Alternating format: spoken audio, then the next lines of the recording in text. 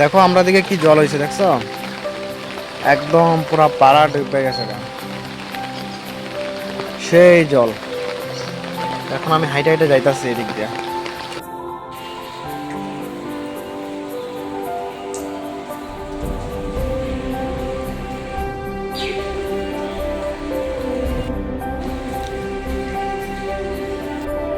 আজকে সকাল থেকে একদম সেই বৃষ্টি, আমরা দিকে তো পুরো বন্যা হয়ে গেছে।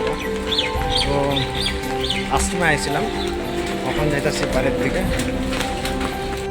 একদম জলে জল।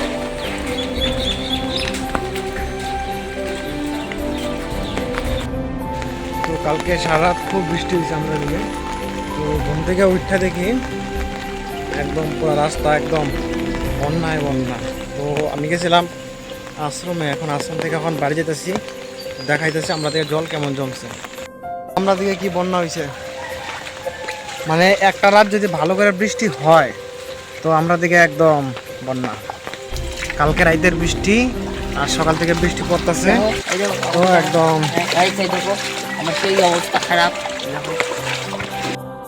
এই দাঁড়া দাঁড়া দাঁড়া পুরা বন্যা। তো মানে ভালো করে যদি বৃষ্টি হয় তো আমরা দিকে একদম মানে বন্যা হয়ে যায়। বন্যা মানে এখন তাও রাস্তাটা সিসি রোড আছে, তো অত অসুবিধা হয় না।